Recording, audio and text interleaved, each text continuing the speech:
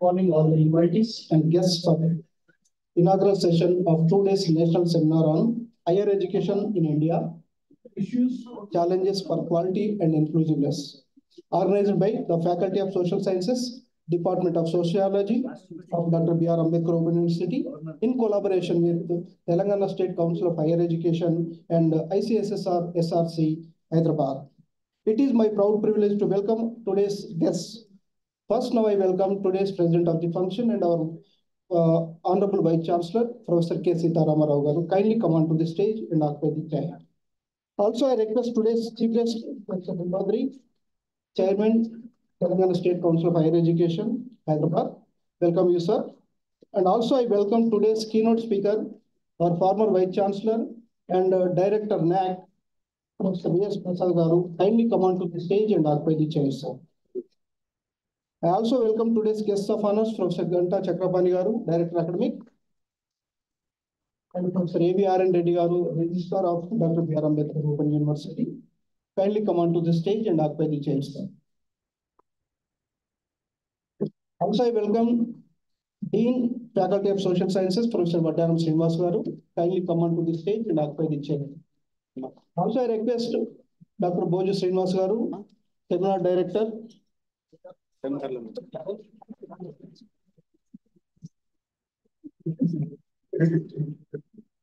welcome all the directors, deans, of the branches, research scholars, and various service associations, office bearers for today's inaugural session. I welcome you once again, everyone.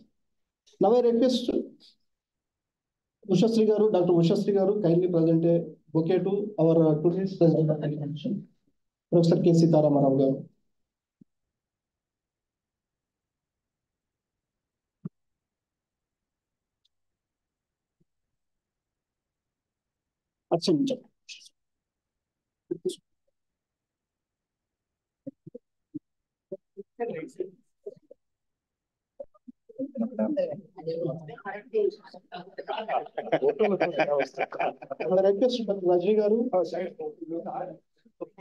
Dr. Rajni Garu, kindly present a bouquet to today's chief guest, Professor Bimbadri Garu.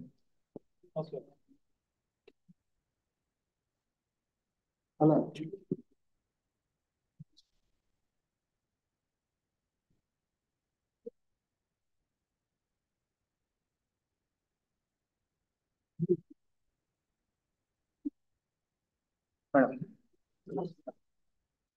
I request Dr. Sridevi Garu kindly present a bouquet to today's keynote speaker, Professor B.S. Prasad Garu.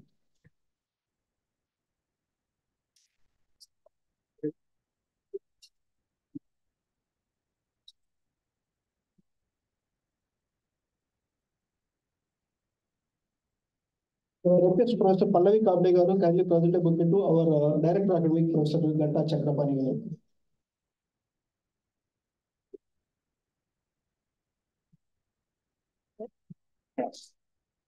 Dr. Sumaya, present a flower bouquet to our Registrar, Dr. A.V.R.N. Reddy Garu.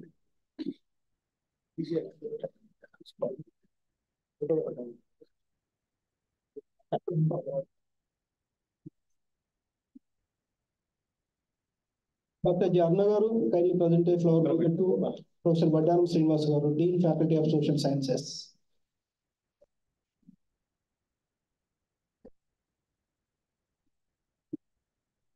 I request Dr. Padala Lakshman, kindly present a bouquet to today's director, program director, Boju Srinivas Garu.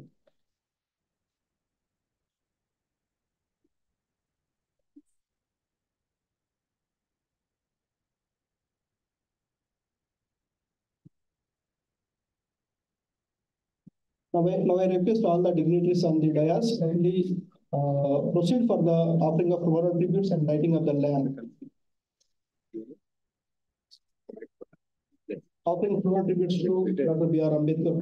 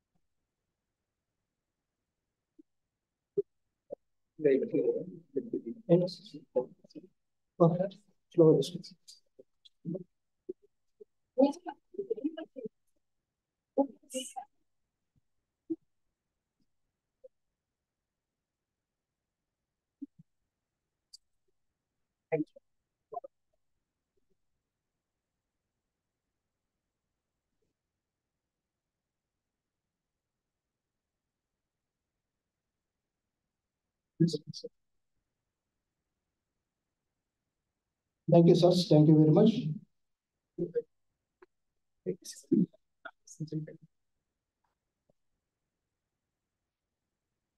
Now, I request all the dignitaries, release of 2 days national seminar, 7 kindly come onto the stage.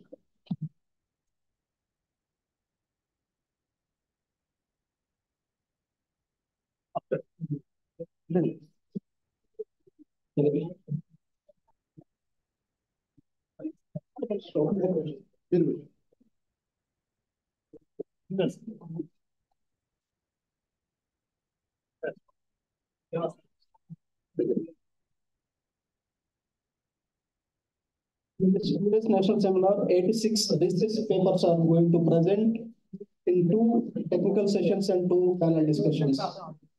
86 research papers which were received across the country.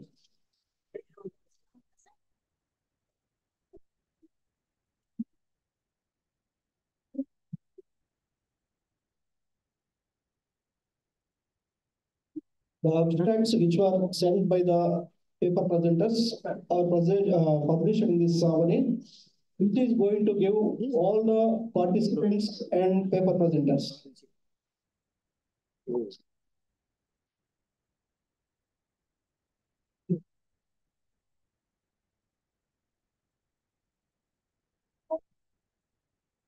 Thank you, sir. Thank you very much.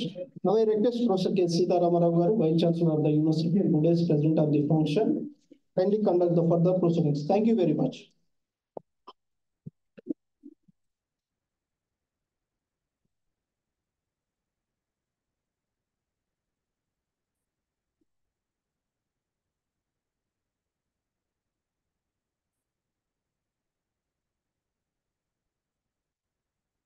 सभी को नमस्कार।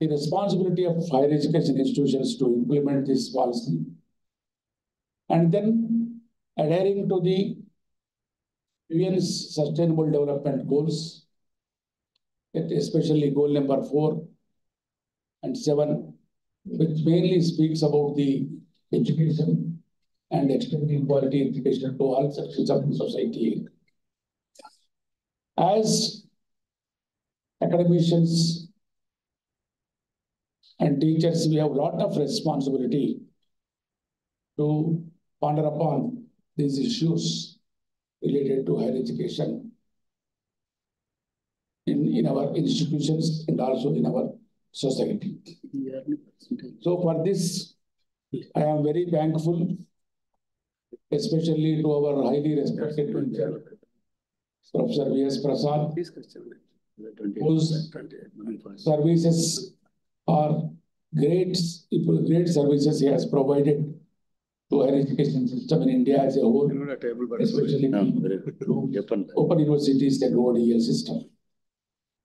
And I am also thankful to Professor Limbadri, good friend of mine, Chairman of State Council of Higher Education, who accepted our invitation to be the chief guest of this inaugural session.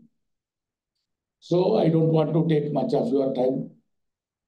So we are going to hear the keynote speaker and also chief guest.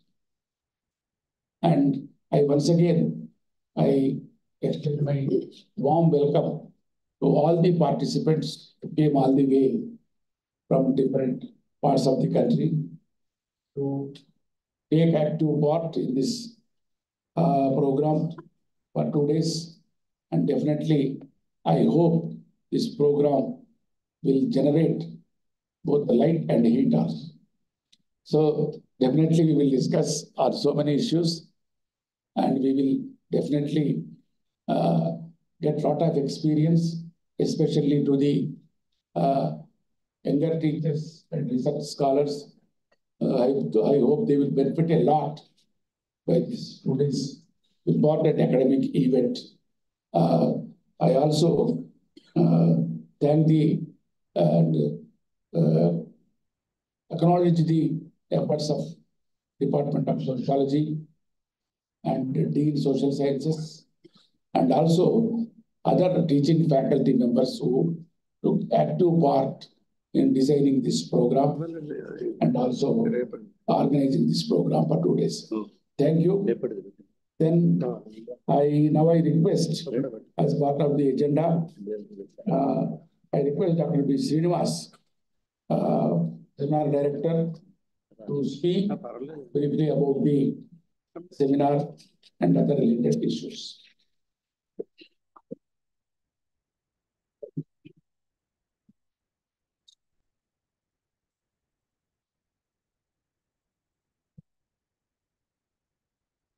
Good morning. A warm welcome to our respected Vice Chancellor, Professor K. Sitaram Rao, sir, President of this function. Today's chief guest, Professor Limbadri, sir, Chairman, Telangana State Council of Higher Education, Hyderabad. Professor V.S. Prasad, sir, formerly Vice Chancellor, Dr. B.R. Ambedkar Open University, and Director NAC. Guest of honor, Professor Ganta Chakrapan, sir, Director Academics. Professor A.V.R.N. Reddy, Registrar of this University, and Professor Srinivas Vadanam, Dean Faculty of Social Sciences, various heads of the branches of this university, deans of the faculty, heads of the branches, and all respected delegates and senior professors, teaching and non-teaching staff, distinguished scholars, students and media personnel. I am honored and delighted to be here to introduce the theme of the National Seminar on Higher Education in India, Issues, Challenges for Quality and Inclusiveness. Education is one of the social agencies that can strengthen human potentialities and promote equitable society towards economic growth, social justice, and equality, scientific development, national integration, and cultural preservation. The globalized world is undergoing rapid socio-economic changes in the knowledgeable landscape in the terms of dramatic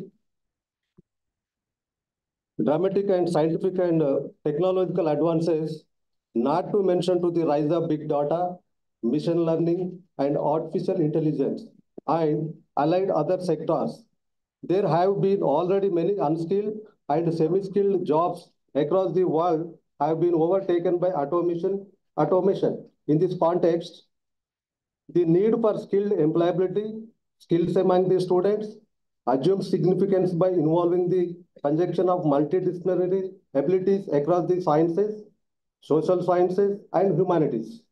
There is a need to orient and update the current educational system with multidisciplinary approach in India, cultivate among students about critical thinking, creative, and adapt to the new technological challenges in employment generation. Pedagogical practices in education system must evolve to make in a more experiential, holistic, and integrated courses. There is a need to address the gaps in current state of learning courses and outcomes and initiate major reforms in education to bring in the quality, equity, and integrity from primary education to higher education. In order to fill the vacuum in the educational system, the Government of India has adopted the National Education Policy 2020 to address these issues and challenges about growing developmental imperatives in India. Dear delegates, it gives me immense pleasure to further note that this proposed seminar coincides with the superannuation of Professor Ganta Chakrapan sir, a distinguished academician, recipient of Best Teacher Award, public spirited intellectual, and the first chairman of Telangana State Public Service Commission, and presently serving the university as a senior professor of sociology and director academic. He served the department and university for the past 3 decades and contributed his might for the growth and development of the university in his various capacities as a head department of sociology, dean faculty of social sciences, registrar, director, Center for Social Empowerment. It is a major research project of Distance Education Council UGC, director, Center for Staff Training and Development. He was a distinguished fellow at India-China Institute, New School, New York 2006 to 2008. During his tenure as a director academic, the university has been accredited by NAC, where his extended measurable contribution in the whole process, the further initiated certain innovative measures to facelift of the image academic branch, which can be seen in the form of bringing out certain important handouts for various academic activities. As a ready reckoner such as academic handbook, glimpses of Dr. BRAOU, PhD programs guidelines, restructuring and revision of PG program guidelines, etc.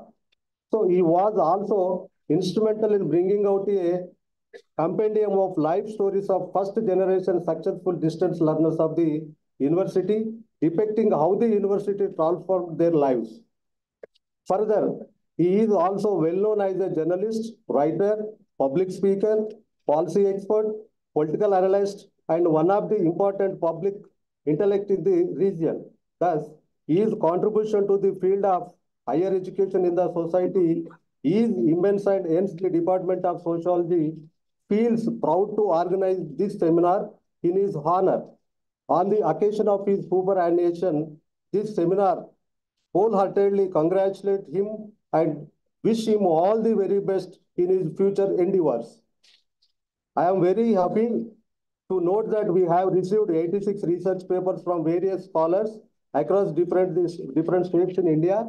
This seminar will intend to discuss to debate on various subthemes such as higher education in India, major issues and challenges, and role of the state. And NEP 2020 opportunities and challenges for open distance learning, NEP 2020 opportunities and challenges for open distance learning and higher education in India, social exclusion and inclusion, gender inequalities in India, NEP 2020 challenges for social sciences, internationalization of higher education in India and restructuring and reforming of higher education in India, etc. So I am sure the proposal 2 days national seminar will provide a comprehensive platform to dissect the intricate landscape of the higher education in the country. I wish all the best to all the participants. Thank you, one and all. So, thank you, Dr. Srinivas. Now I request our guest of honor, our Director Academic, is Professor Chakramani, to give his message on whose honor the marriage is being organized.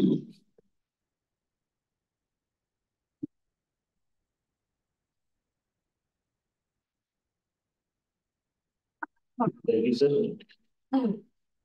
Honorable Vice Chancellor and Chairman of President of today's meeting, Professor K. Sitaram Rao Garu. In a way, Dronacharya of this university. Of course, personally, my Guru, Professor V.S. Prasad Garu, who is here to deliver the keynote address of today's seminar, and my brother and Honorable Professor Limbadri Garu, who is the chairperson of Telangana State Council of Higher Education, my colleague and very active, inspiring leader, A.V.N. Reddy Garu, Professor A.V.N. Reddy Garu, Registrar of University, and Professor Srinivas Vadanam, Dean of Faculty of Social Sciences, my colleagues in the department, and my head of the department, in a way, and of course, Mr. Srinivas, Dr. Srinivas Boju, and Dr. Ramana. It is a great honor to be here and part of this inaugural event.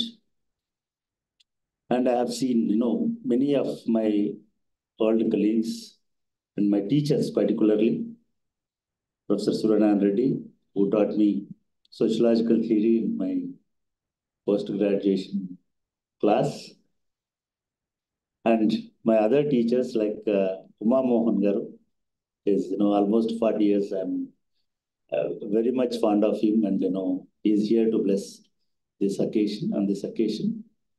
And Professor Hanmantrao Garu is from SV University. Mohan Garu, for our audience purpose, he is from Sri Krishnadevara University, Anantapur, and Hanmantrao Garu from SV University, and very lovable friend and professor, Redappa Naidu Garu. Professor Redappa Naidu Garu is from Tirupati, SV University, and my colleague, very close friend, Raghav Reddy from University of Hyderabad. Of course, brother-like person, a brother at my side always, is Professor Srinivas from Kakati University, and many others. Of course, my another guru in journalism, Professor Sathireddy Garu, and my friend, and who traveled with me almost 4 decades, Professor Channabaswaya Garu, and many others. And my scholars, friends, and teachers and delegates. I welcome Professor Ganesh Garu.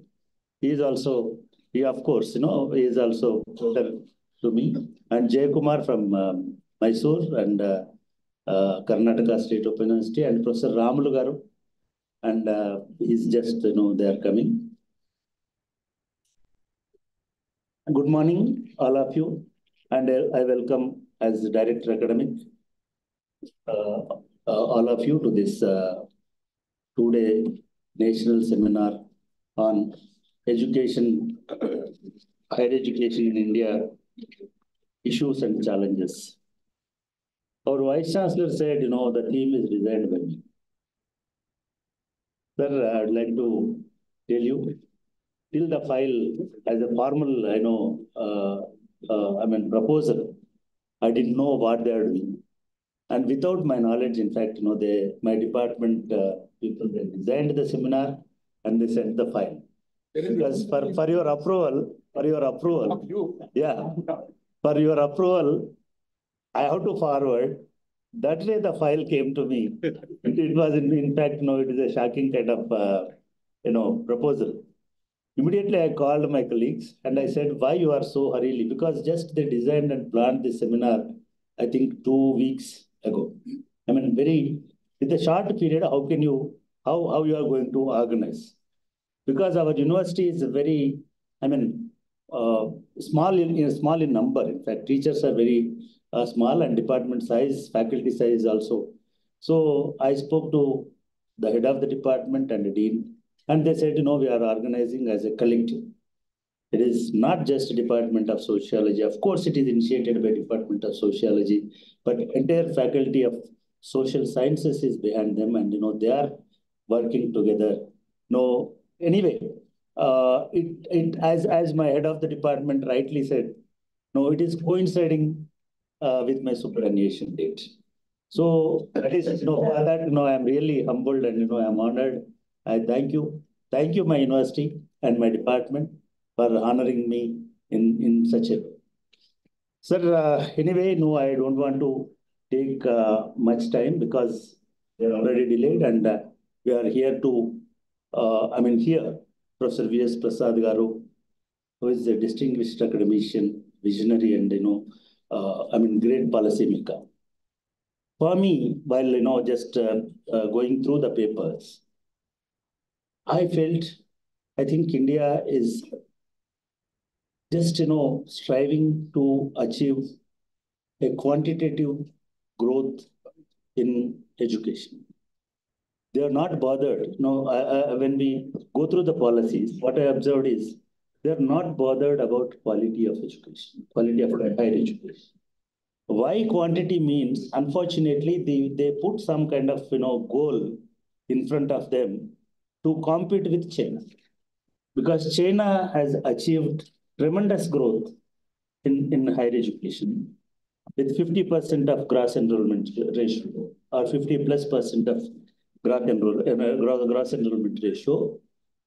Our national government, what they felt is at any cost we should reach that goal. It's very funny kind of, for me at least. Of course, we need such kind of development, growth, but we must ensure the quality and excellence in the field of higher education. We missed that part, and now we are trying to reach the, that goal by enrolling more people. It's very, educating is different and enrolling is different. Educating is, at least, we have some quality. We are imparting something new. But enrolling is very difficult kind of name. I think, gross enrollment ratio. Yesterday only, I think day before yesterday, the National Survey of Higher Education, they announced the numbers, where India is now still 28.3%, probably 28%. Now we have an aim to reach 50% by 2030.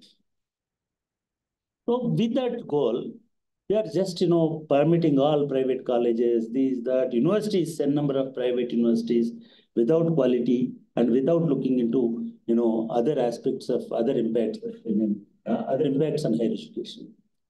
Whereas NASSCOM and, other agencies, when they are analyzing the quality aspects of Indian graduates and Indian higher education, it is just 11% of our graduates are, job ready, and they have minimum skills to, work.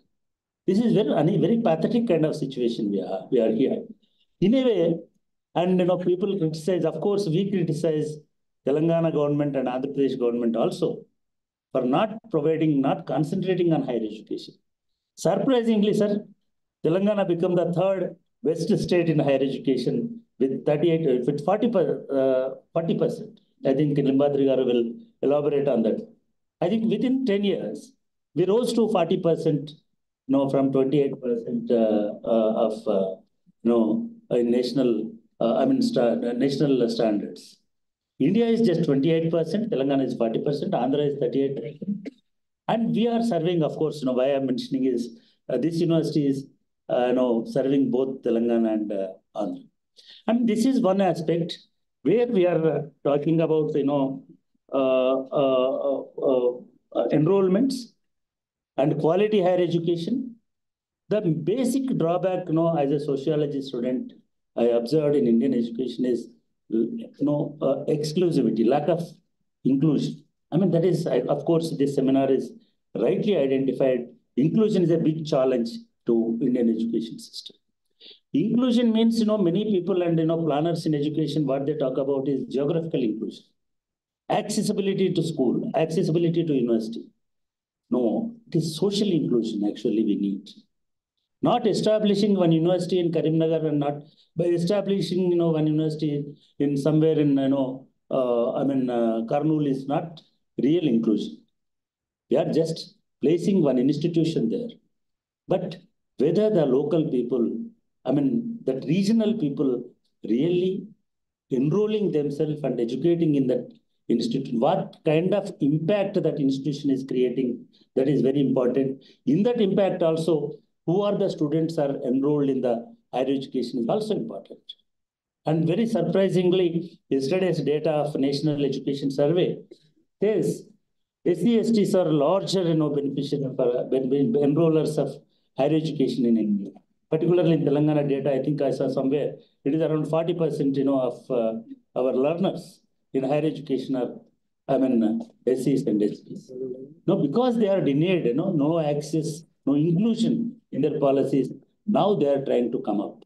But when they are trying to come up, the policies of Government of India and UGC in particular, they are really very, very disappointing. And, they are excluding, the social, those kind of communities, such communities to come and, reap the benefits of higher education. That is one point. And the second aspect of, this exclusion is, of course, access is not there. Access in terms of social access and economic accessibility. And these are two challenges facing by, higher education. And of course, the quality in higher education. If you look at the ranking system, ranking method of NAC and ranking method of other agencies in the country, it's very, very, very a partial kind of ranking in my personal view.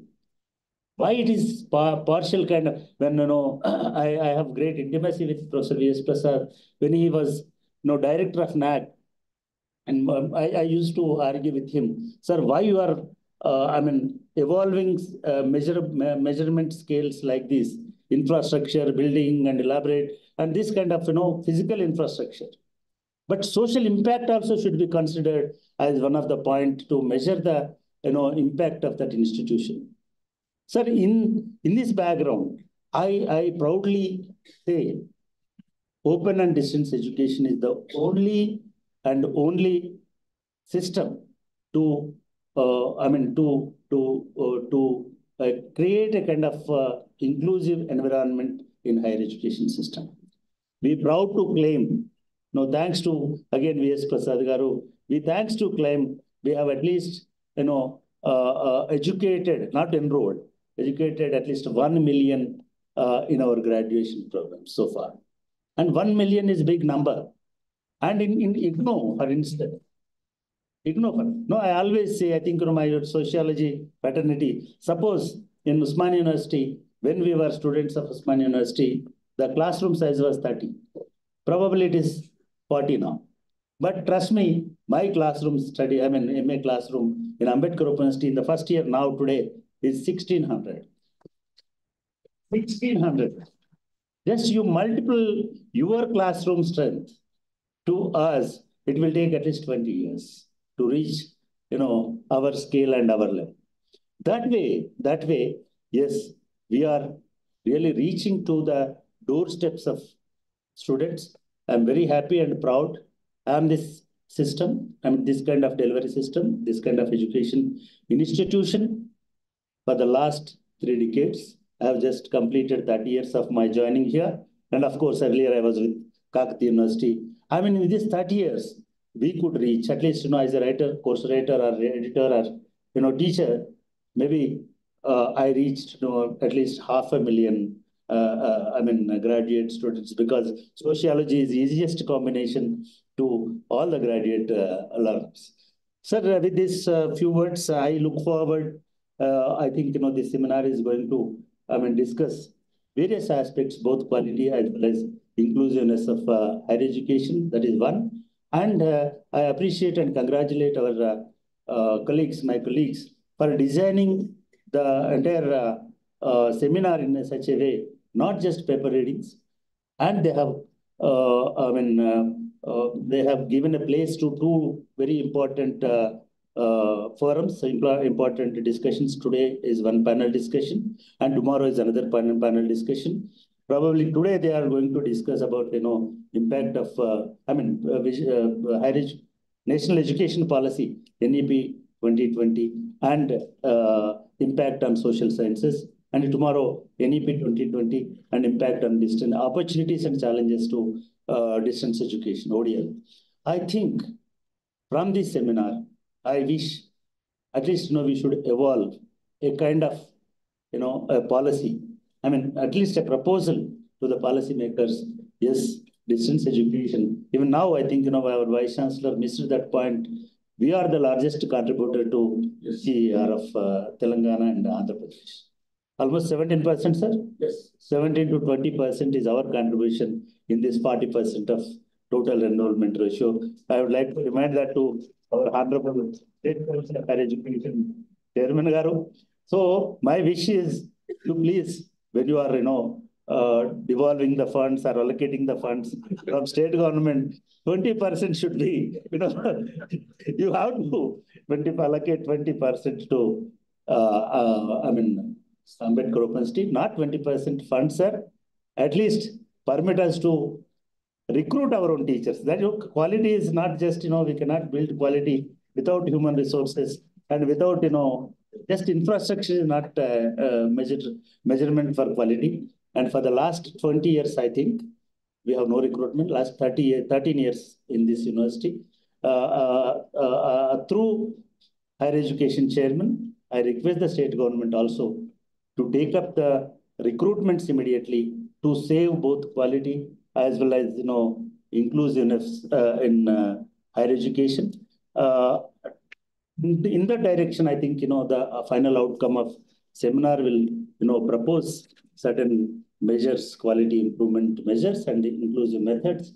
I thank organizers, particularly Srinivas and Venkatramana for their meticulous planning, day and night. Now they are staying here only in the campus for the last 2-3 days.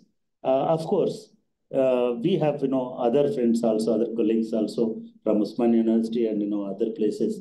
I thank all of them for associating with us in this seminar. Thank you very much. Thank you all of you.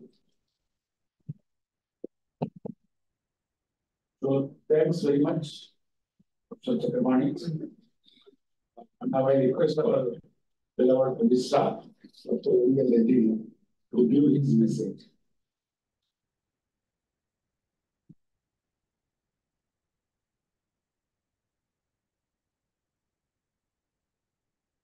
So good morning to all. Respected President of this function, Vice Chancellor Professor Sitaram Rao, Chief Guest of this function, Professor R. Limpadri Garu, today's keynote speaker, Professor V.S. Prasad sir, and my teacher, Director Academic, Professor Chakrabarti Garu, Dean Social Science, Professor Srinivas Garu, and today's seminar director, Dr. B. Srinivas, and dignitaries who have been reached Hyderabad for particularly attending this conference, the teachers of various universities, research scholars, research persons, and also research scholars, and dear my Ambedkar Open University family. The first at outset, I congratulate the Department of Sociology as well as the Faculty of Social Science for organizing this seminar.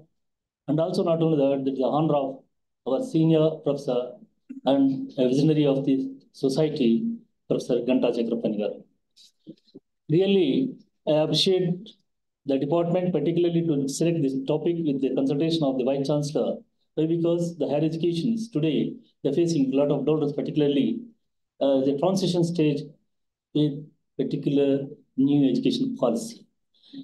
That particular policy itself is indicating that a lot of changes are required in the system of education.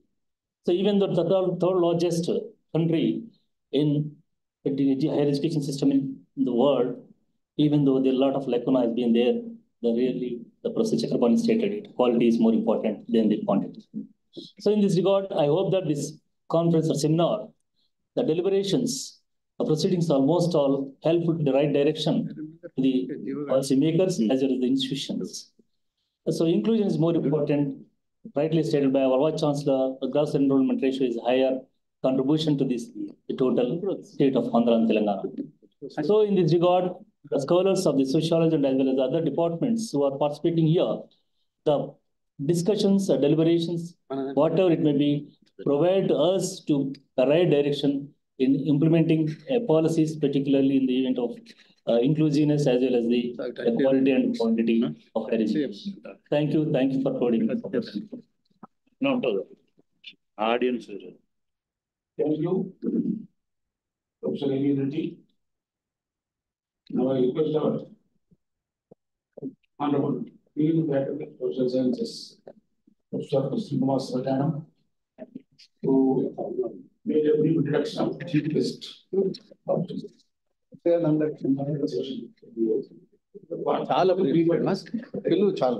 morning to you all. Honorable Vice Chancellor, President of today's program, Professor Sitaramaravu garu, and today's chief guest, Professor Limbadri garu, Chairman, Telangana State Council of Higher Education, and keynote speaker of this inaugural program, Professor V.S. Prasad garu, and our respected Director Academic, Professor Ganta Chakrapani. You also introduce later. Keynote speaker also. Okay. Simultaneous.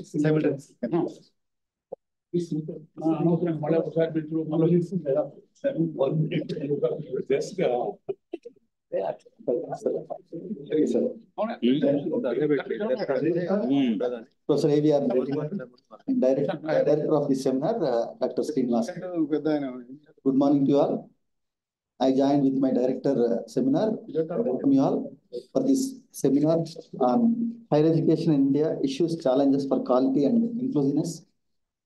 I'm very happy to introduce our beloved brother of this university, Professor Limbadri garu. Presently, sir is chairman, Telangana State Council of Higher Education. His native place is BRAOU-Live, Nizamabad district. Sir completed his education from Usman University. He has done MA Public Administration and MPhil, PhD from Usman University. And before chairman post, he was Vice Chairman, Telangana State Council of Higher Education. And also he worked as a OSD to Vice Chancellor, Usman University, and Registrar, Telangana University, Nizamabad, and Dean Faculty of Social Sciences and Telangana University, and Chairman, Joint Director, Chairman, Board of Studies. All positions sir completed from Usman University, and he has done many posts, many roles played in various universities. And areas of interest are rural governance, institutional growth and development. And sir got many awards like Annual Case Study Award in 2012, Indian Institute of Public Administration, New Delhi, and publications also, many international and 3 international and many national publications are there with sir. And in national, international seminars, sir presented many papers and visited many foreign countries also in like China, USA, Canada, Singapore. Thank you very much, sir. Thank you very much for accepting our invitation. And I'm very happy to introduce our most respected keynote speaker and former Vice Chancellor of this university, Professor V.S. Prasad Garu. V.S. Prasad Garu was born in 1943 in Khammam district and obtained Masters and PhD in Public Administration from Usmania University, Hyderabad. And Sir is known for his contribution to open and distance learning and quality assurance. During his more than 4 decades of academic life, held many academic and educational leadership positions, which include Professor of Public Administration, Pro Vice Chancellor and Acting Vice Chancellor of Indira Gandhi National Open University, Vice Chancellor of Dr. B.R. Ambedkar Open University, and Director of National Assessment and Accreditation Council. Sir is an internationally recognized expert in the field of open and distance learning. The Commonwealth of Learning, in recognition of his services to ODL, honored him with the award of Fellow of Commonwealth of Learning.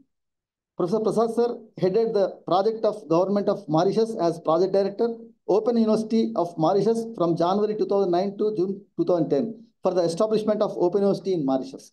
And Professor Prasad Sir, as a quality assurance professional, headed India's premier quality assurance agency, that is National Assessment and Accreditation Council, for 4.5 years in 2003 to 2008, and also actively associated with the activities of international quality assurance agencies. Sir, presently, Professor Prasad Sir is engaged in the study and advocacy activities in higher education, particularly in areas of open and distance learning and quality assurance. Dr. B.R. Ambedkar Open University has conferred the degree of Doctor of Letters, honoris causa, in recognition of his achievements and exemplary services in field of higher education through open distance learning in 2023. Thank you, sir. Thank you very much for accepting our invitation. Thank you. Thank you. Thanks, Professor Srinivas. Now I request our honorable chairperson of this inaugural session, Chairman State Council of Higher Education, Professor Padri, to speak on this occasion.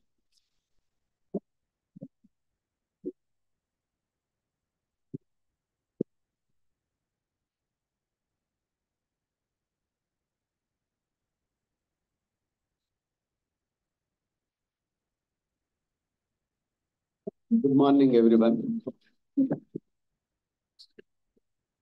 President of this seminar inaugural session, Professor A. Sitaramarao Garu, Honorable Vice Chancellor, Dr. B.R. Ambedkar.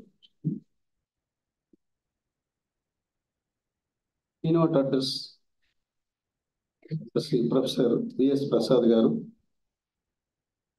a respectable academician and a teacher for me and a role model academician for all of us. Professor V.S. Prasad Garu,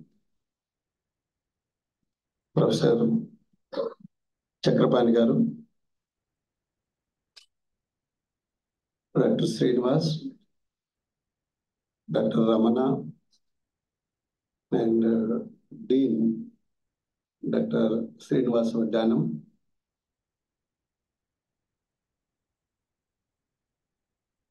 and all the distinguished academicians, research scholars, students of this university.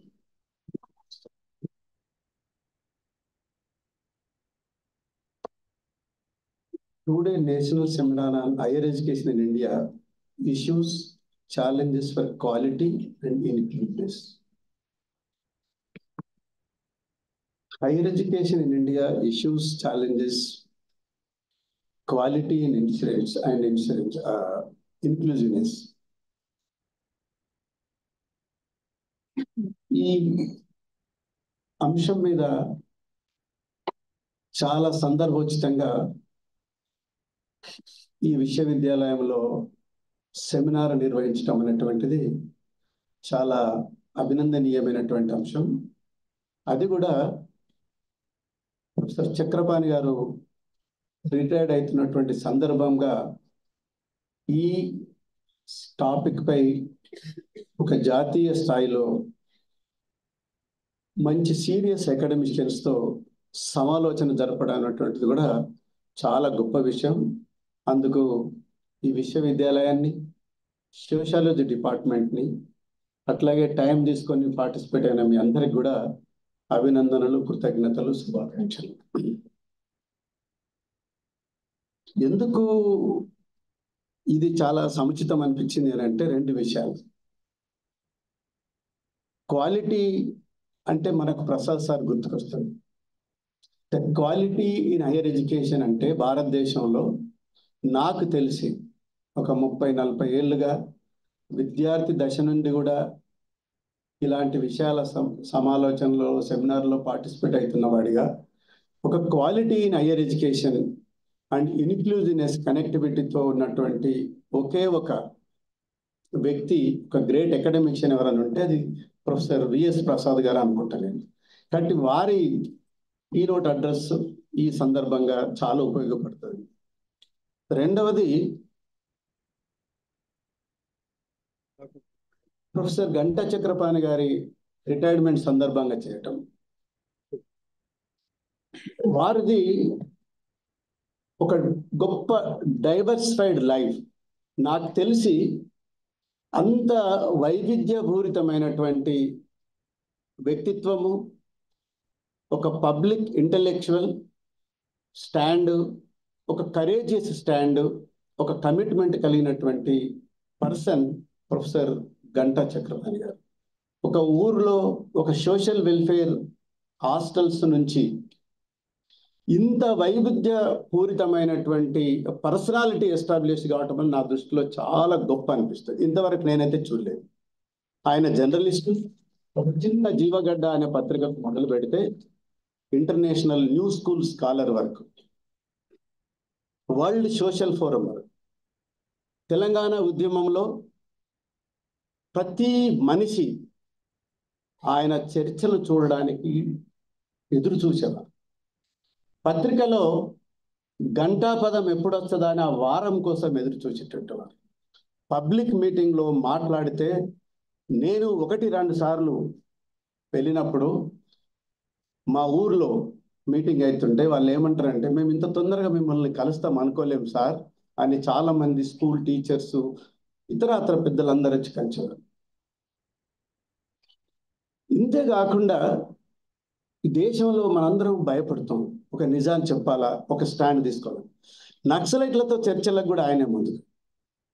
చాలా ధైర్యం. అంటే ఇంత వైవిధ్యం కనిపించదు మనిషిలో. అంతే కాకుండా ఒక ఇన్క్లూజివ్నెస్, ఒక నూతన definition TSPSC public service commission first chairman గా అద్భుతమైనటువంటి రిక్రూట్మెంట్ చేసిన చరిత్ర కూడా వారి.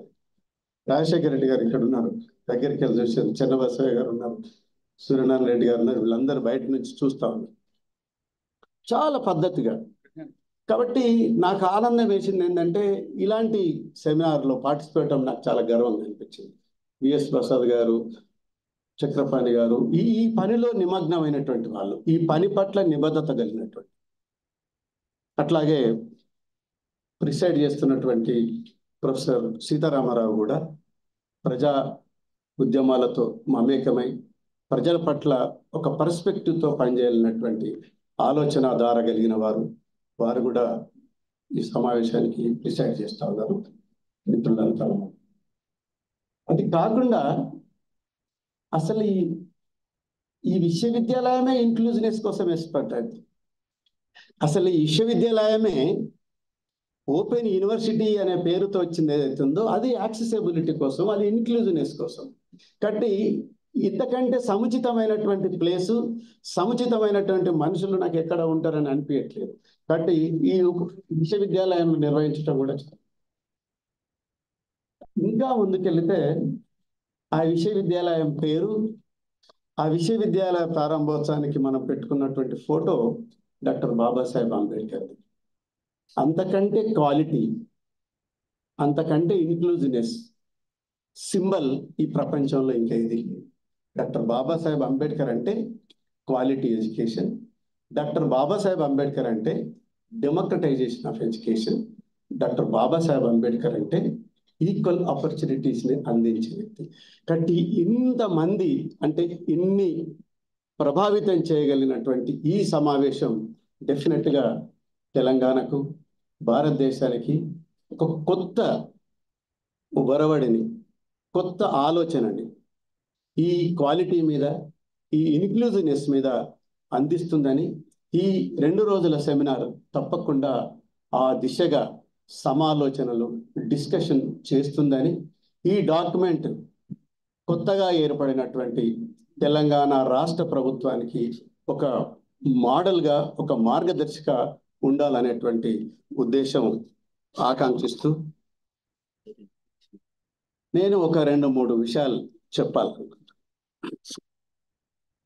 ఎట్లాగో కీనోట్ స్పీకర్గా ఉన్నటువంటి ప్రసాద్ సార్ కొరకే మనం వెయిట్ చేస్తున్నాం. ఈ మధ్యలో నేను ఎక్కువసేపు ఉండలేను, ఎక్కువ మాట్లాడలేను. హైయర్ ఎడ్యుకేషన్కి సంబంధించి నంబర్స్ బాగా పెరుగుతూ ఉన్నాయి. ఒక అద్భుతమైనటువంటి ఒక ప్రోగ్రెస్ మనకు కనిపిస్తుంది. ఈ దేశంలో దాదాపు 1168 విశ్వవిద్యాలయాలు ఉన్నాయి. ఒక 45,000కు పైగా కాలేజీలు, ఇన్స్టిట్యూషన్స్. ఇవన్నిటిని కూడా ఓపెన్ యూనివర్సిటీస్ రోల్ చాలా కీలకమైందని కూడా చెప్పారు. ఇవన్నీ ఎన్రోల్మెంట్ మీద కూడా మంచి ప్రోగ్రెస్ కనిపిస్తుంది. ఇప్పుడు ఇంతకుముందు చక్రపాణి గారు చెప్పినట్టుగా గ్రాస్ ఎన్రోల్మెంట్ రేషియో ఇన్ ఇండియాలో 28.4. అదే Telangana gross enrolment ratio 40%, 40% reach అయ్యాం. ఇది చాలా ప్రోగ్రెస్గా ఉన్నది. తెలంగాణలో గ్రాస్ ఎన్రోల్మెంట్ రీజన్స్ డిఫరెంట్ ఏదైనా కూడా మంచి ప్రోగ్రెస్ మనకు కనిపిస్తుంది. ఇంకొక ఎనాలిసిస్ కనుక మనం చూస్తే ఏంటంటే మేల్ ఫీమేల్లో కూడా ఆల్ ఇండియా లెవెల్లో 28.3 ఉంటే తెలంగాణలో 38.5. ఫిమేల్ అయితే 28.5 భారతదేశంలో ఉంటే 41.6 తెలంగాణలో ఉండటం అనేటువంటి ఉమెన్ ఎన్రోల్మెంట్ చాలా ప్రోగ్రెస్ కనిపిస్తుంది. ఇంకొక పాజిటివ్ అంశం ఏంటంటే SC gross enrolment ratio national లెవెల్లో 25.9 ఉంటే తెలంగాణలో 39.1. అదే మేల్ ఫిమేల్ ఎస్సీ దాంట్లో చూస్తే 25.8 మేల్ అక్కడైతే 42.9 ఇక్కడ ఉంది. ఫిమేల్ అయితే 26 అక్కడ ఉంటే 39 ఇక్కడ ఉంది. ఎస్టీస్లో కూడా కేటగిరీలో కూడా మనకు అదే కనిపిస్తుంది. 21.2 అక్కడ ఉంటే 38.0 ఇక్కడ ఉంది. ఉమెన్ కూడా అక్కడ 21.4 ఉంటే 36.9 ఇక్కడ ఉంది. ఈ గణాంకాలు మన దృష్టిలో ఎందుకు ఉండాలి అని అంటే మనం అనుకుంటున్నటువంటి యాక్సెస్కి సంబంధించి కానీ, ఒక ఇన్క్లూజివ్నెస్ కానీ, ఒక మెజర్మెంట్ మనం ఇది తీసుకోగలుగుతాం. ఈ క్రమంలో ఇన్క్లూజివ్నెస్ అనేటువంటిది పెరుగుతూ ఉన్నది. ఇన్క్లూజివ్నెస్ మన రాష్ట్రంలో ఇంకెక్కువ పెరుగుతూ ఉంది. ఇంకా ముందుకెళ్తే పీజీ కోర్సులో ఉస్మానియా విశ్వవిద్యాలయాన్ని నేను ఒక తెలంగాణ రాష్ట్రాన్ని కనుక చూస్తే ఒక 360 పీజీ కళాశాలలు ఉంటే అమ్మాయిల ఎన్రోల్మెంట్ కొన్ని ఫెకల్టీస్లలో, సైన్స్ ఫెకల్టీలో 76% ఉంది. ఇట్ ఈస్ ఎ యూనిక్, ఎక్కడ ఉండకపోవచ్చు. 76.4% ఉమెన్ ఎన్రోల్మెంట్ కనిపిస్తుంది. ఈ ఇన్క్లూజివ్నెస్ ను దృష్టిలో పెట్టుకొని విశ్వవిద్యాలయాలు మన విద్యను కానీ, లేకపోతే విద్యకు సంబంధించినటువంటి వ్యవస్థలు కానివ్వండి, లేదా వ్యక్తులు కానివ్వండి, అందులో వ్యవహరించే తీరు కానివ్వండి, ఇవి ఏ విధమైనటువంటి దృక్పథంతో పని చేయాల్సినటువంటి అవసరం ఉన్నదనేది మన ఛాలెంజ్. ఈ ఇన్క్లూజివ్నెస్ నేపథ్యంలో ఈ వర్గాలు ఈ ఇన్స్టిట్యూషన్స్లోకి రావటం వల్ల ఈ ప్రోగ్రెస్ మనకు కనిపిస్తున్నప్పుడు వారు ఎందుకు వస్తున్నారు, వారికి ఏమి కావాలి, వాటిని తీర్చడానికి, వాటిని నెరవేర్చడానికి విశ్వవిద్యాలయాలు ఏమి చేయాల్సి ఉంటున్నది పెద్ద ఛాలెంజ్. అది మన ముందున్నటువంటి ఛాలెంజ్. మనం అనుకున్నటువంటి క్వాలిటీ చాలా గొప్పగానే మాట్లాడుకుంటున్నాం. క్వాలిటీ అనేదాన్ని ఎట్లా చూస్తున్నాం, నాస్కామ్ ఏం డిఫైన్ చేస్తుంది, న్యాక్ ఏం డిఫైన్ చేస్తుంది, టైమ్ స్క్వేర్ ఏం డిఫైన్ చేస్తుంది, వరల్డ్ ఫోరం ఏం డిఫైన్ చేస్తుంది క్వాలిటీని, ప్రపంచం ఏమి డిఫైన్ చేస్తున్నది క్వాలిటీని, అసలు ప్రజలు ఏమి కాంక్షిస్తున్నారు ఈ ఎడ్యుకేషన్ ఇన్స్టిట్యూషన్స్ నుంచి అనేటువంటి విషయాన్ని మనలాంటి వాళ్ళని చూడాల్సింది.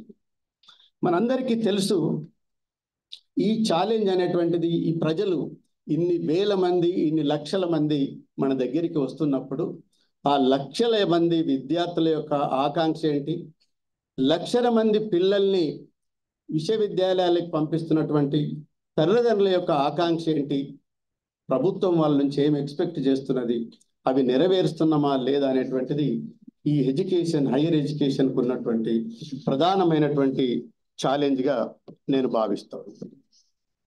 ఈ ఛాలెంజ్ని మనం ఎట్లా అర్థం చేసుకోగలుగుతాం?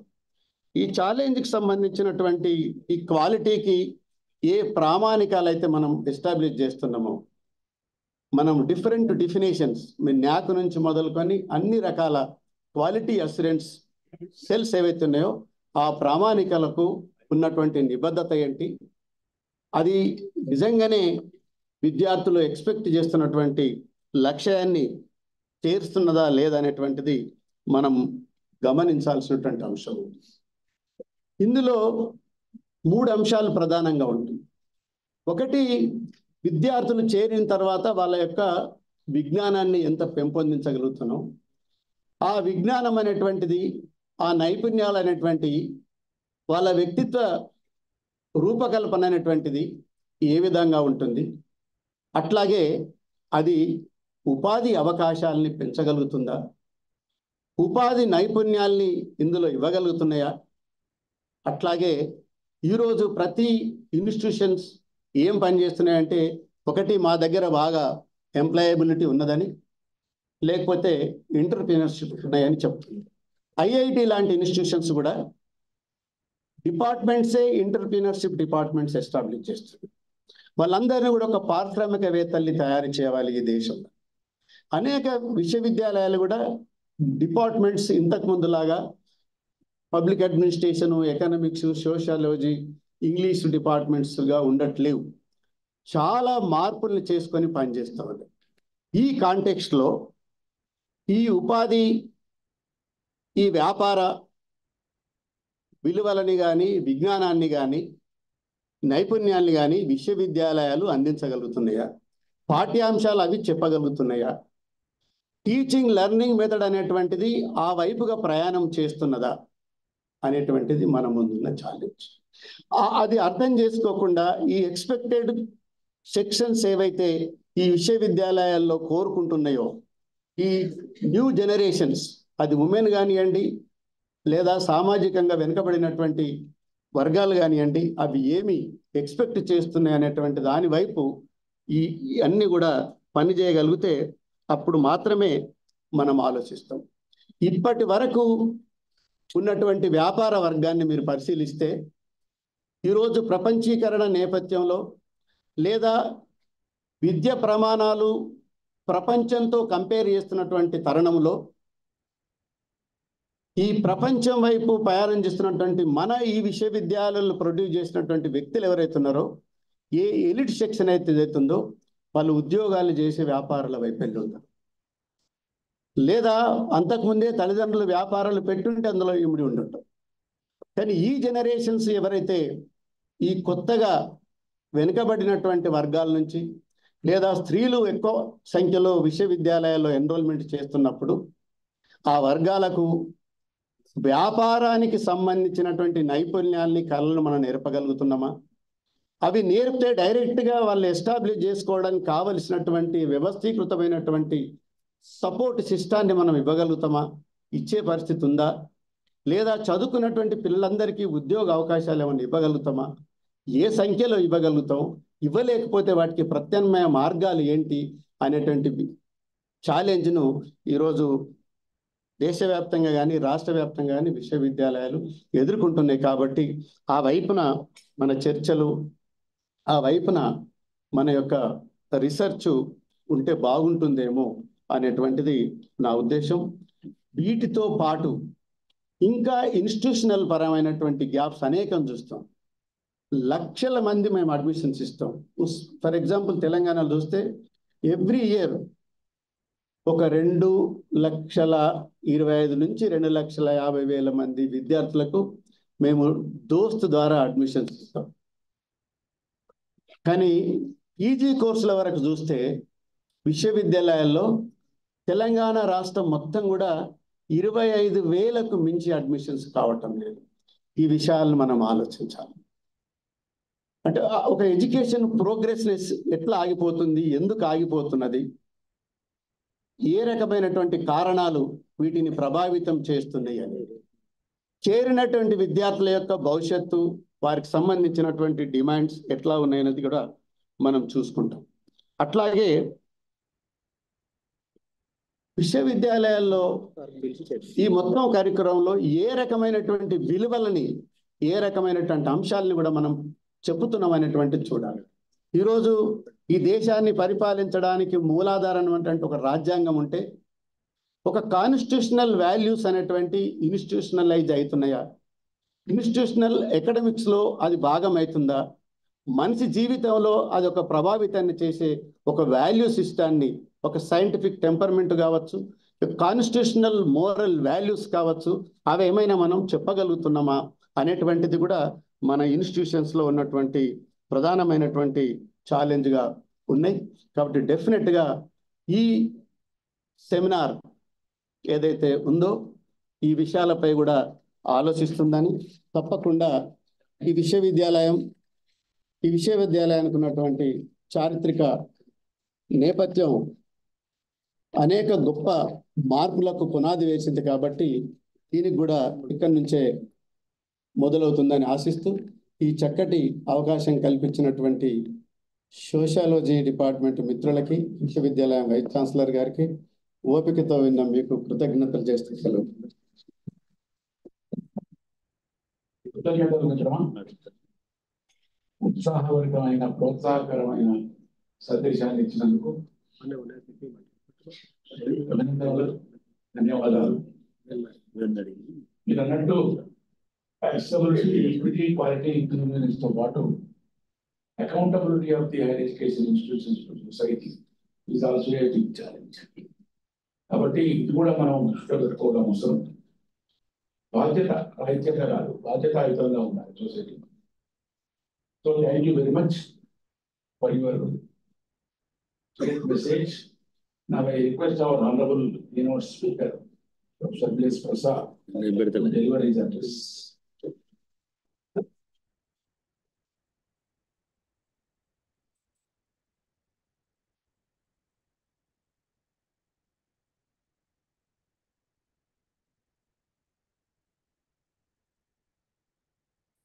Friends, Thank you. అందరికీ నమస్కారం. Namaskaram to everyone. Very distinguished friends on the dais, very distinguished sociologists from different parts of the country, colleagues from the university, other guests. Let me join all of us,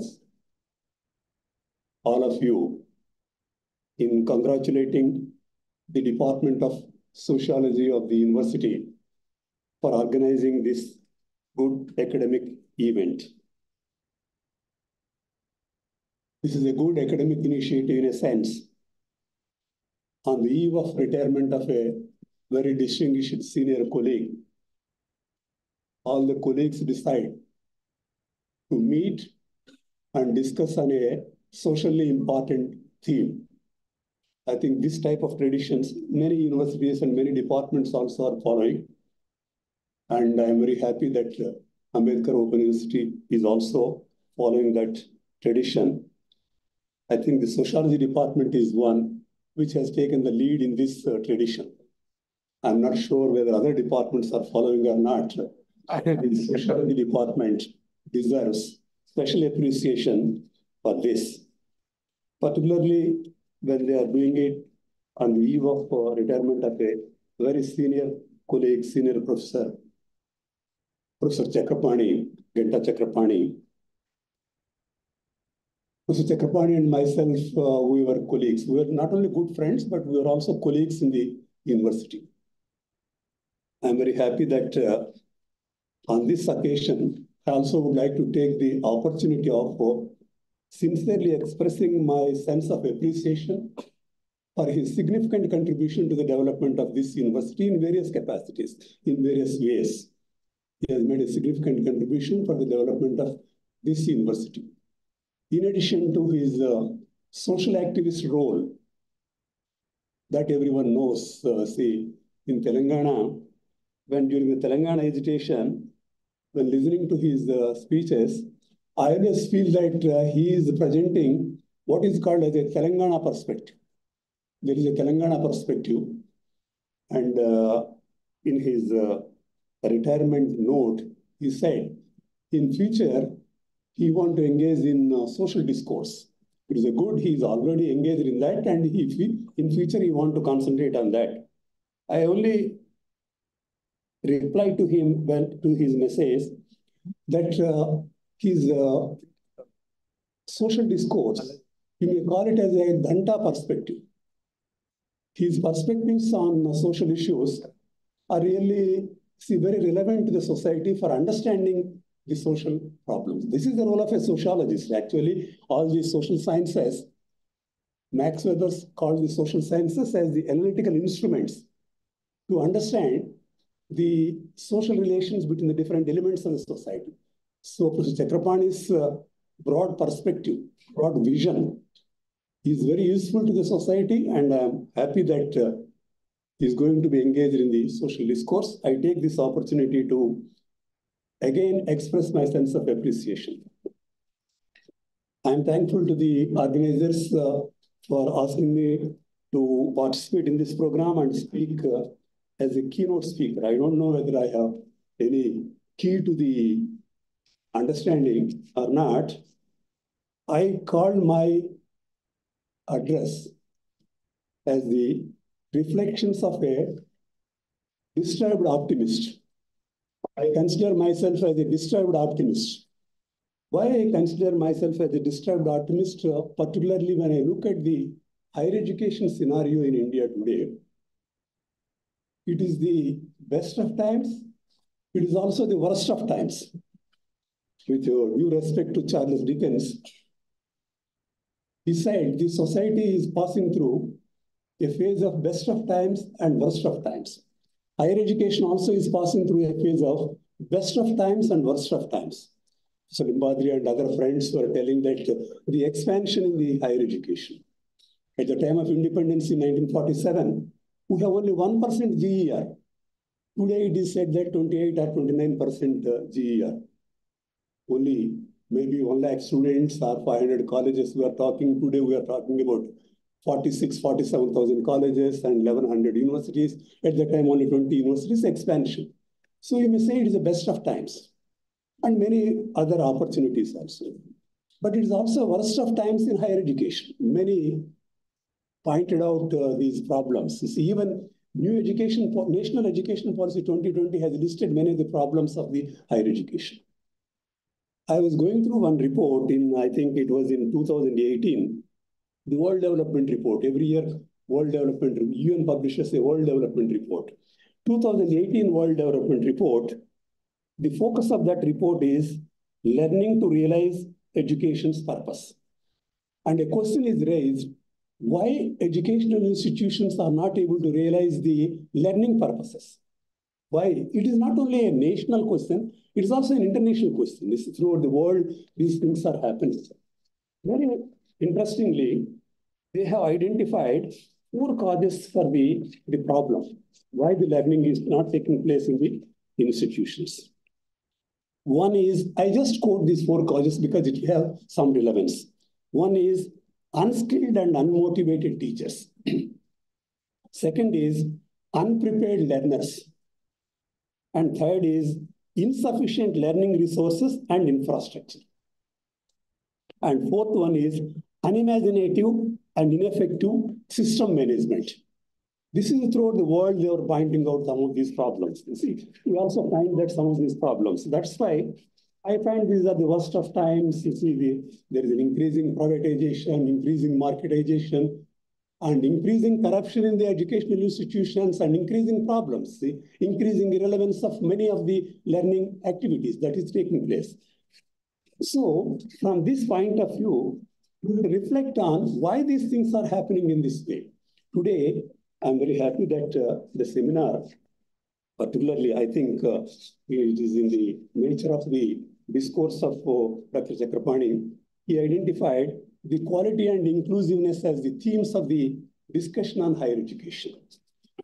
See, to me, the seminar may focus on two things. One is what I call, there is a need for all of us to have a critical understanding of the problem. This is the beginning, critical understanding of the problem. Secondly, all of us also must reflect on pathways for effective action. That means understanding the problem, also finding out what are the solutions to the problem.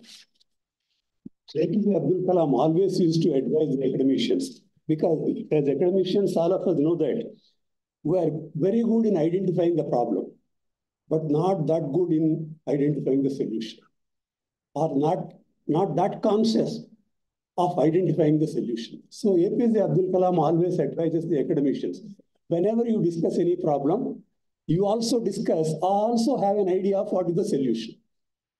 If you see the intellectual journey, as the students of social sciences, all of us know that. What is the intellectual journey? The intellectual journey is from symptoms to causes, and from causes to remedies, and from remedies to actions.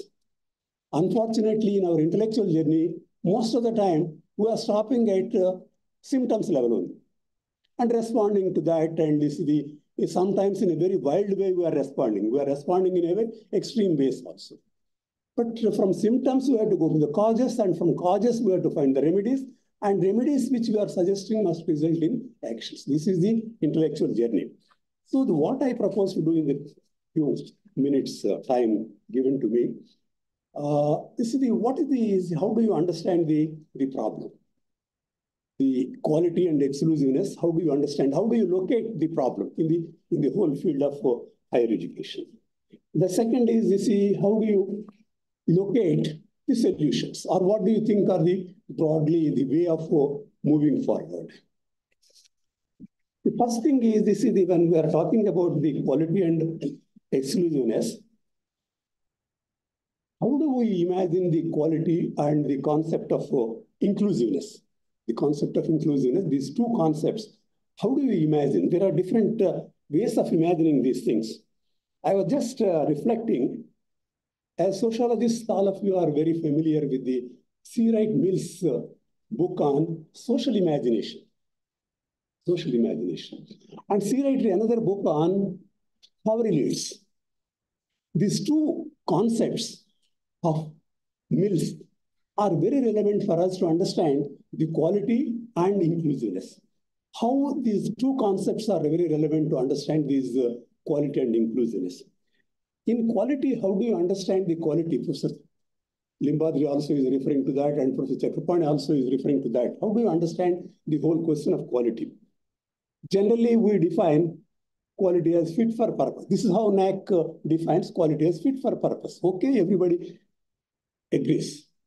But when we are looking at that purpose, how we are looking at the purpose of education, purpose of the whole process of learning, there is a way of looking at the purpose from an individual perspective, from a market perspective, and from a social perspective. The sociological imagination, the basic premise of a sociological imagination is individual experiences and institutional experiences. How do you relate to the social life? How do you relate to the social purpose? How do you relate to the social objectives? This is the sociological imagination. So the quality, the sociological imagination of quality. What is the sociological imagination of quality? Interestingly, you see, sociological imagination of the quality in a way, if you see what is the social purpose of education? The National Education Policy 2020 the first sentence of the National Education Policy sets the three objectives of education. What are those three objectives? One is achieving full human potential.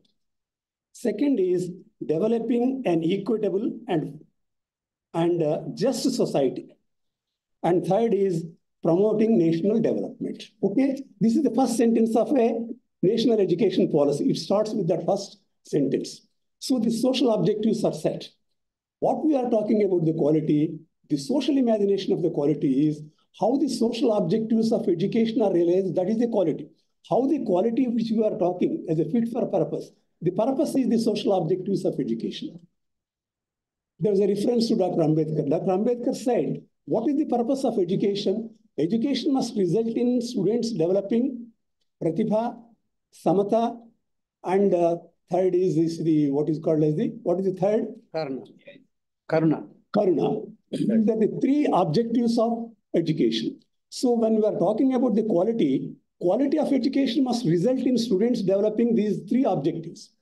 Quality of education must result in students developing abilities to achieve the social objectives of education. That is the sociological imagination.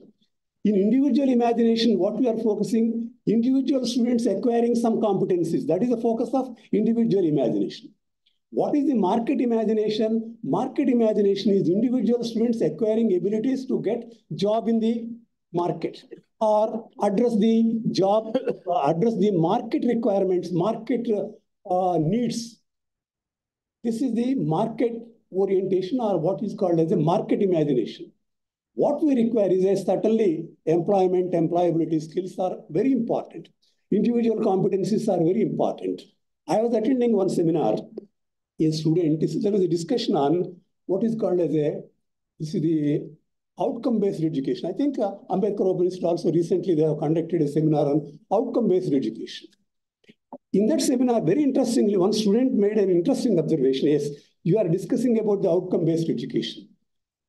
Yes, students have to acquire some skills, some competencies as an outcome of education.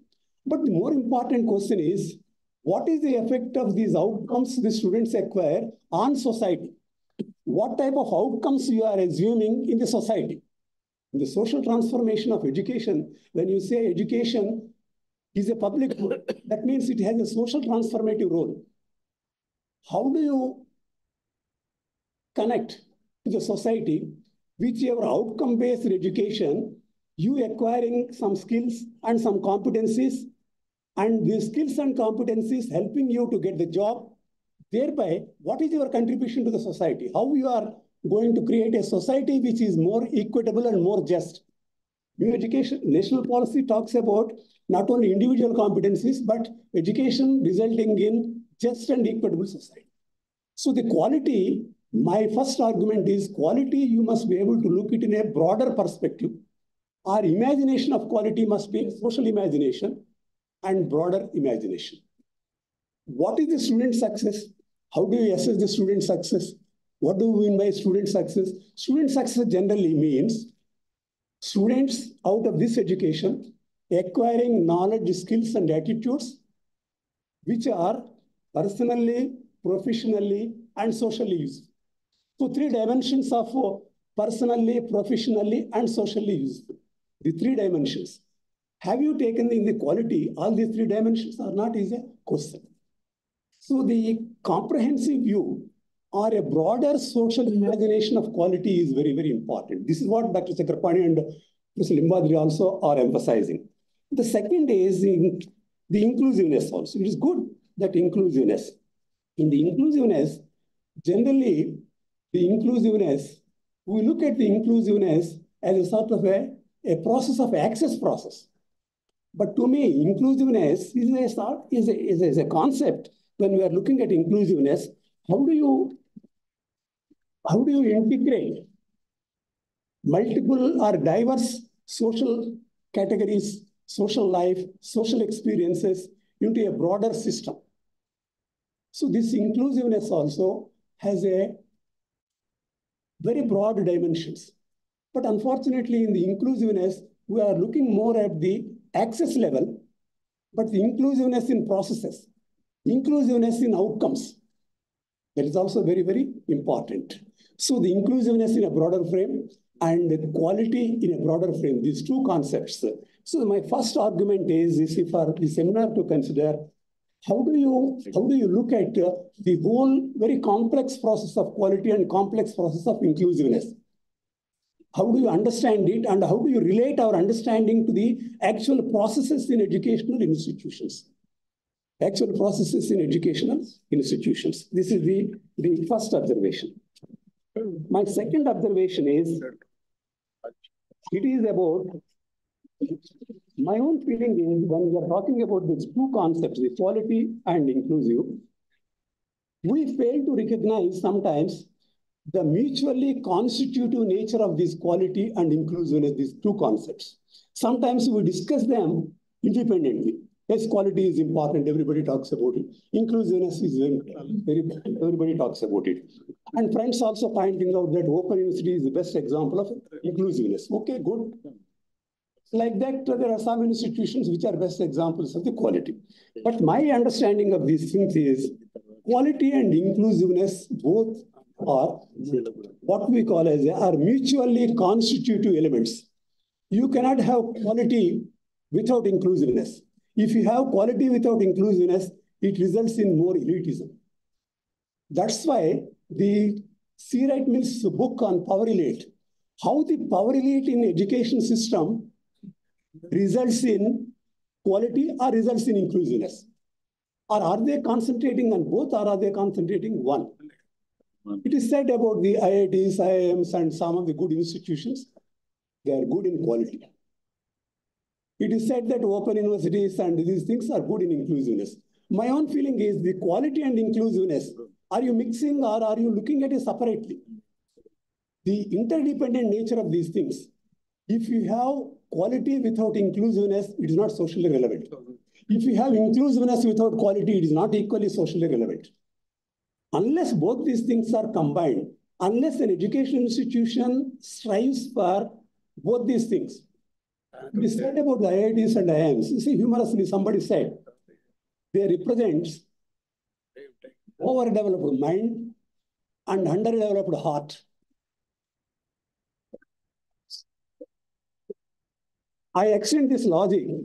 Open universities, they represent overdeveloped heart and underdeveloped mind. So we are talking about open university is good. Okay, open university is good. Access is good. We also claim that in the open university last 40 years, I think we have admitted 5 million students last 40 years. So like that, IGNOU and all those things. Well, our focus is on admission, access. But to me, today's focus in the education should be access with success, not access. If it is not access with success, it has no relevance.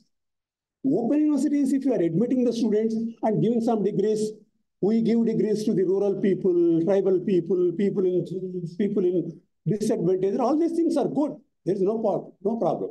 But are we equally concentrating on the quality? If quality is not there, inclusiveness has no relevance.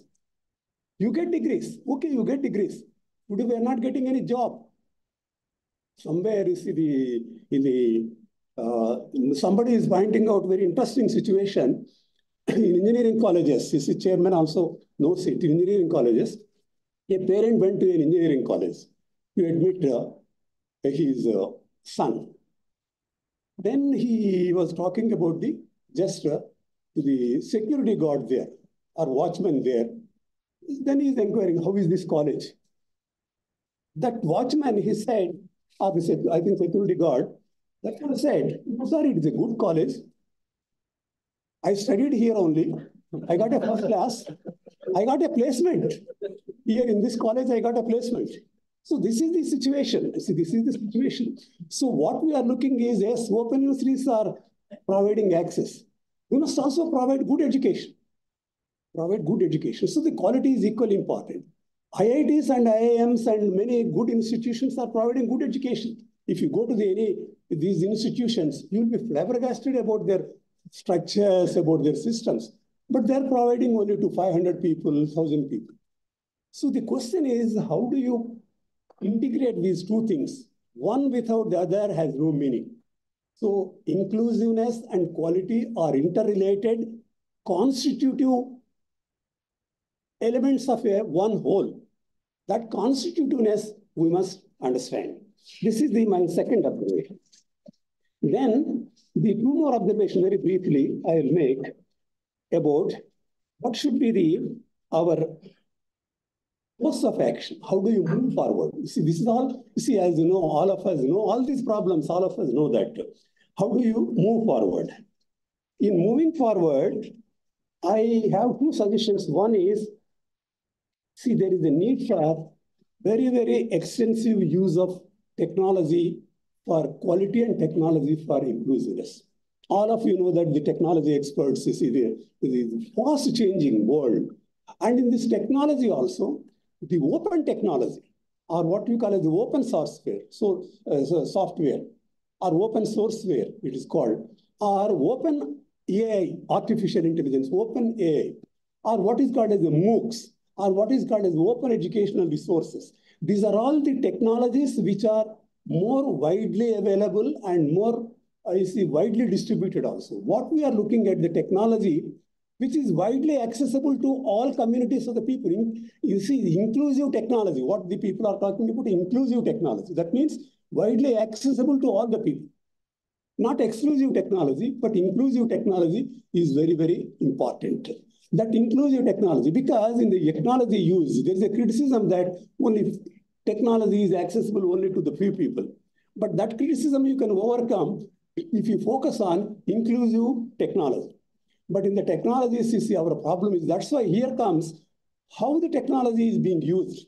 Here comes C. Wright Mills' Power Elite book, where he says the elite controls all the resources. And elite uses for elite purposes only. But how do you make it a common purpose? How do you make it for a common purpose? That's why knowledge commons is very, very important. As all of us know that knowledge is a social process.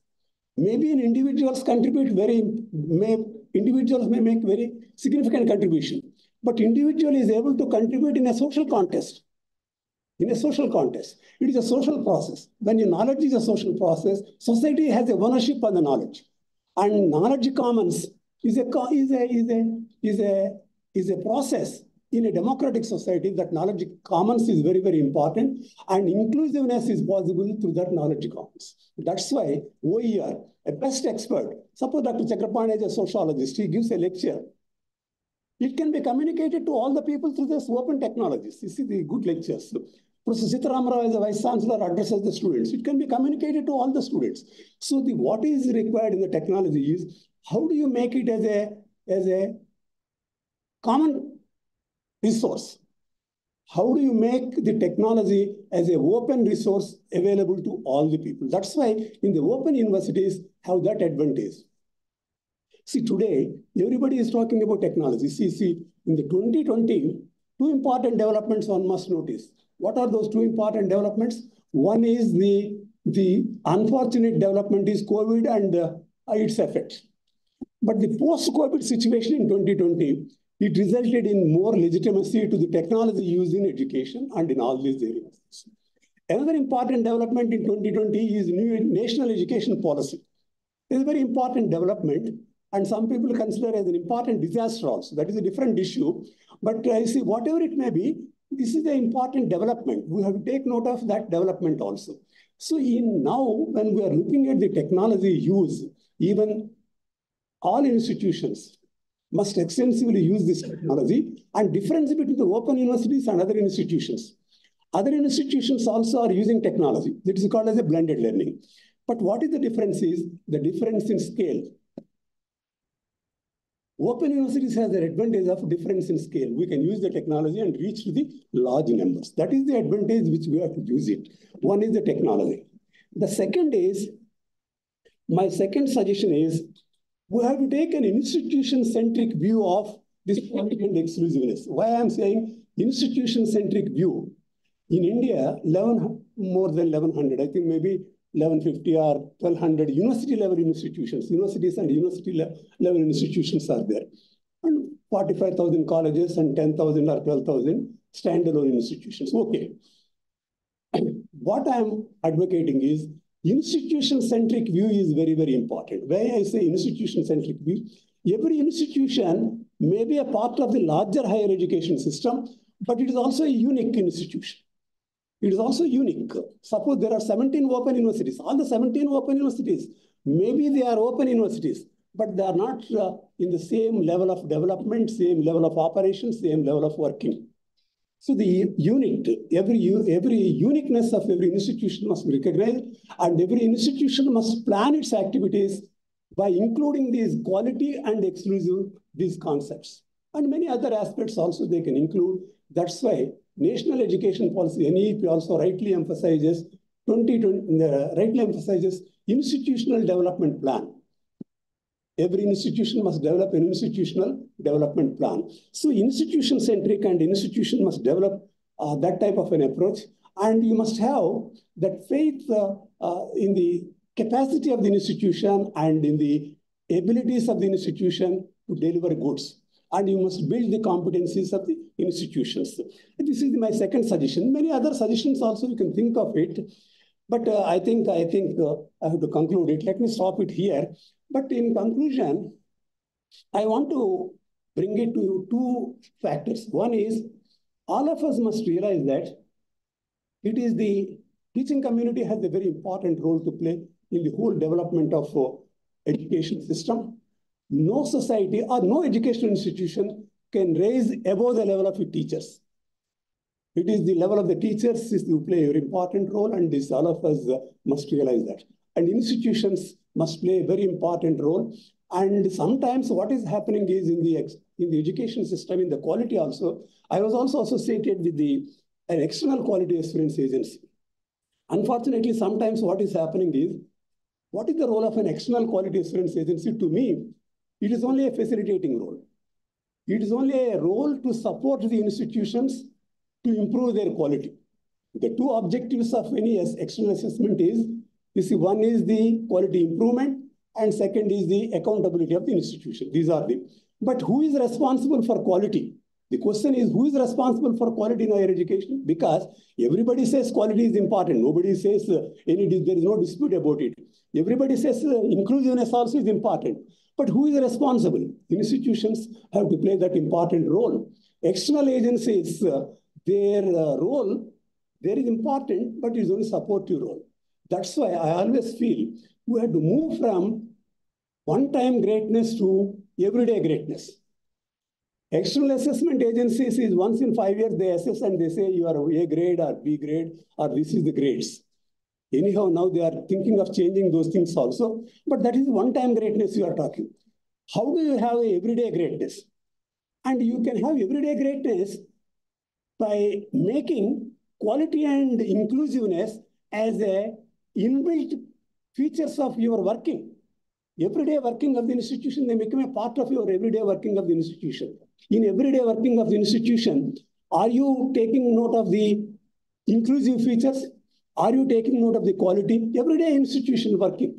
That's why everyday greatness is more important than one-time greatness. This is very important. And then how do you make the common sense, the quality? Everybody says quality is our common feature. But to me, how do you make quality as common sense? When I say quality as common sense, it is a spontaneous response to the issues. It's a common sense approach. We say that we must have a common sense approach. Gunnar Myrdal said, social sciences are nothing but sophisticated common sense. This is what Myrdal said. So how do you make quality as our common sense? So every day we respond to that. That is very, very important. That's why to me, it is only possible if all of us become reflective professionals. We know we are doing things in a particular way. Assessment is nothing but self-assessment is the best assessment. Assessment is nothing but we are doing these things in a particular way. Is there any possibility of doing these things in a different way? Is it possible to improve these things? This is all what we are doing. It is what we are doing in the assessment. So that self-assessment is necessary, that common sense approach is necessary, and you must become a reflective professionals. And these reflective professionals, we must have a belief that our future is not in our stars. our future is in our minds, hearts, and hands. Thank you very much.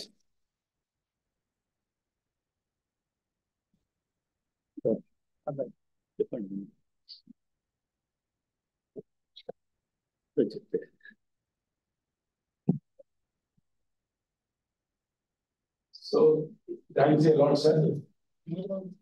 As usual, it is no doubt you have given us a very thought-provoking lecture, and we do it every time.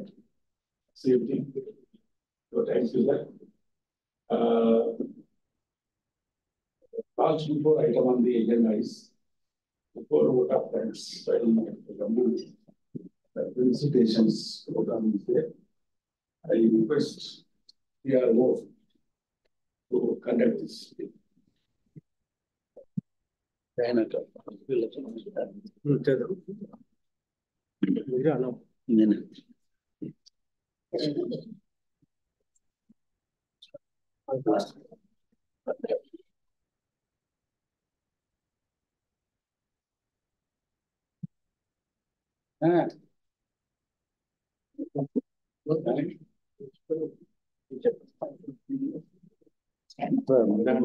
నీ పాత్ర నేను పోషించాను. ఈ సభకి ప్రారంభ సభకు వచ్చిన పెద్దలకి professor VS Prasad గారికి, ప్రొఫెసర్ కె సీతారామరావు గారు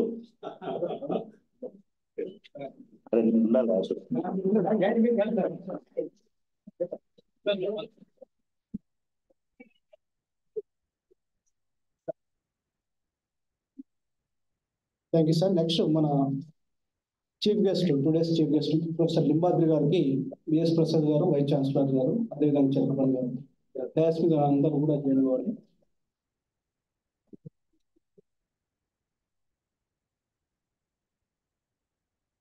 స్టార్ట్ వచ్చేదమ్మా.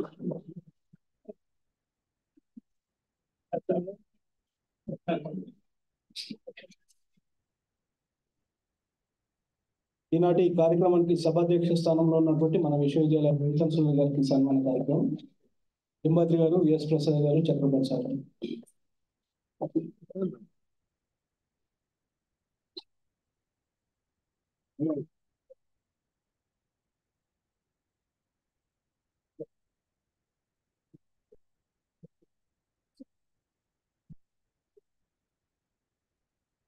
అదేవిధంగా academic director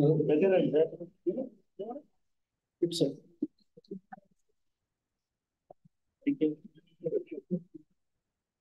academic director professor Ganta Chakrapani గారికి Prasad sir, Limbadri sir and vice chancellor గారు సన్మానం చేయాల్సింది.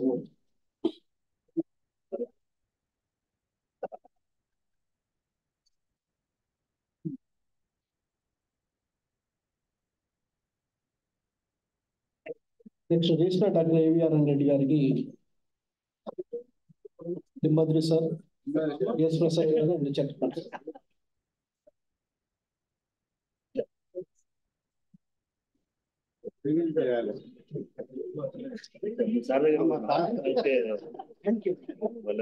పబ్లిక్ ఆర్డర్లు జమ అయ్యారా?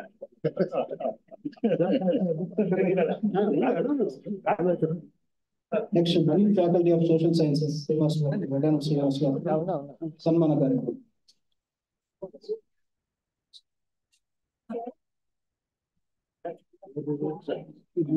అయిపోయింది.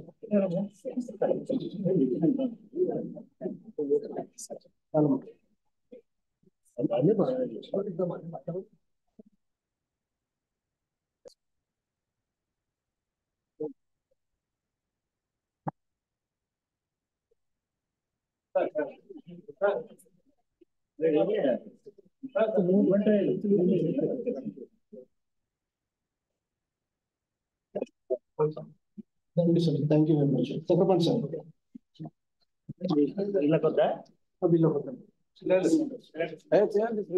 సార్ ఒక 2 నిమిషాలు దయచేసి కూర్చోండి సార్. ఒక చిన్న అనౌన్స్మెంట్. అంటే ఓపెన్ యూనివర్సిటీలో మా జర్నీతో పాటు ఓపెన్ యూనివర్సిటీ మొదటి నుంచి ఒక కౌన్సిలర్గా మొదలై ఇప్పటి వరకు కూడా ఎడిటర్గా మాతోటి చాలా క్లోజ్గా ఉంటున్న మా మిత్రుడు నాతో పాటుగా చదువుకొని నాతో పాటు రిటైర్ అవుతున్నాడు, నా సీనియరు. ఆయన రేపు రానని రేపు బెంగళూరు వెళ్తున్నట్టుగా తెలిసింది. కాబట్టి ఇవాళ వీళ్ళందరి ముందే వారిని కూడా నేను వ్యక్తిగతంగా నేను ఫెలిసిటేట్ చేయాలనుకున్నాను.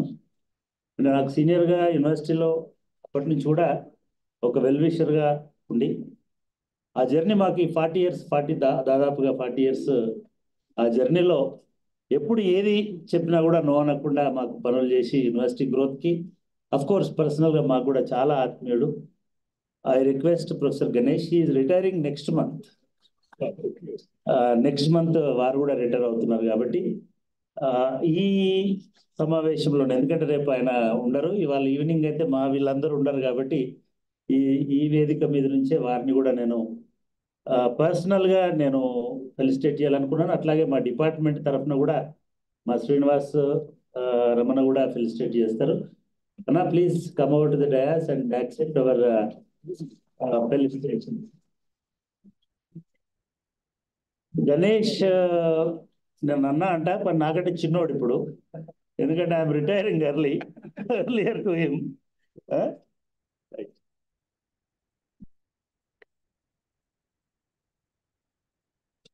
Sir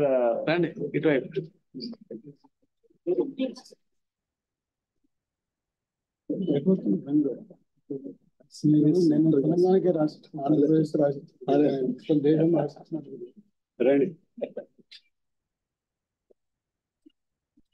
sir.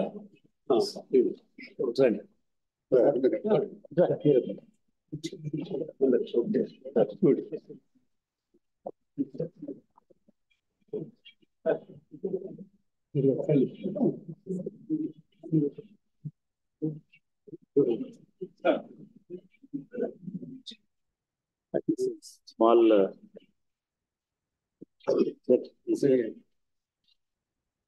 okay.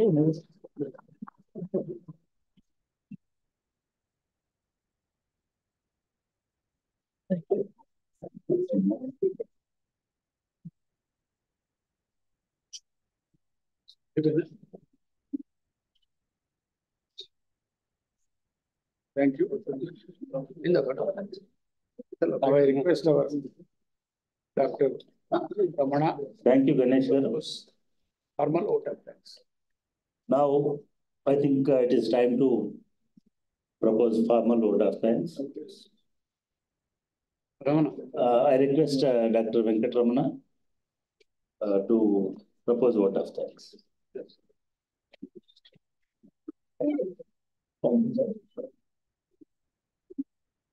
Good afternoon, everyone. Respected dignitaries on the dais and off the dais. Andarki namaskaram. It's my honor and privilege to propose the formal vote of thanks to conclude this inaugural session of today's seminar.